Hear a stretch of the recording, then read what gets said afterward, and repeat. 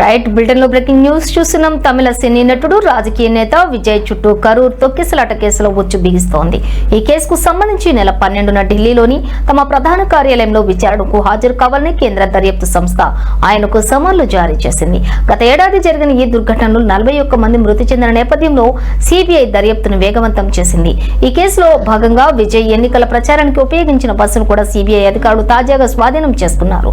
సభ జరిగిన రోజు వాహనం ప్రయాణ వివరాలు, అనుమతులు, సమయపాలన వంటి అంశాలను నిర్ధారించుకునేందుకు వాహనాన్ని పరిశీలిస్తున్నట్లు అధికారులు తెలిపారు. బస్సు డ్రైవర్ను కూడా ప్రశ్నించి వివరాలు సేకరిస్తున్నారు.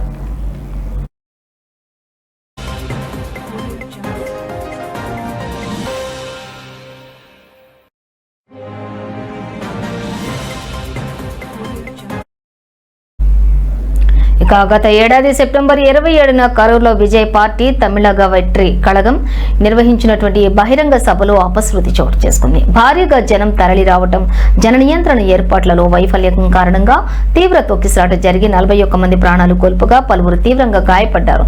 నిష్పక్షపాత విచారణ కోసం ఈ కేసును రాష్ట్ర ప్రభుత్వం సిబిఐకి బదిలీ చేసింది.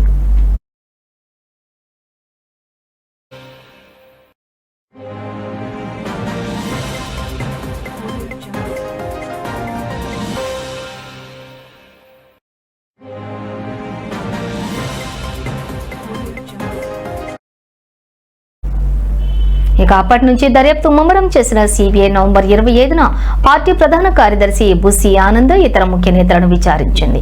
డిసెంబర్ 4న కరూర్ జిల్లా కలెక్టర్ తంగవేలంను కూడా 2 గంటల పాటు ప్రశ్నించి సభకు ఇచ్చిన అనుమతులపై ఆరా తీసింది.